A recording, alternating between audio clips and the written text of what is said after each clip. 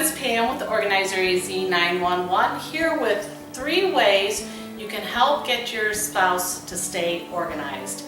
Now this comes up a lot in my line of work. I work with families and it's usually one spouse wants to be very neat and organized and the other one has, shall we say, their own creative way of being organized. But it can cause a lot of friction in families. So I've got 3 simple ways that you can approach the idea of getting organized or staying organized with your spouse. Number 1, pick the right time to talk about it. When they're coming home after a long day of work, that's probably not the best time to bring up about them getting more organized. On the flip side of that, you might want to also not approach them if they only have one and only one day off. To approach them with a project on that one day off, it might not go over well. Another thing is you might want to make sure that they are very well rested.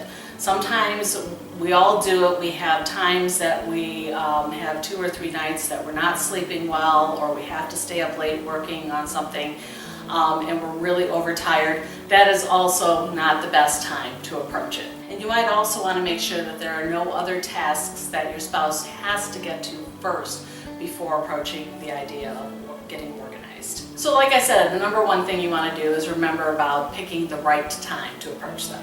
Number 2, when you do approach your spouse about getting organized, be sure to point out all the benefits that they will receive by being more organized. You can explain they will have more time to do what they want to do, and you can also point out that you can gear the organizing to match their interests and hobbies so that they become easier to do.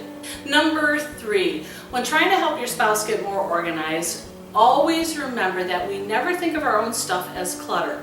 So please avoid referring to any of your spouse's items as clutter. What might seem like trash to you can have a valuable memory attached to it. So be very mindful of their perspective and listen to their reasons of why that item is important to them. So there you have it. Those are 3 ways you can help your spouse get more organized. Remember, it's number 1, pick the right time.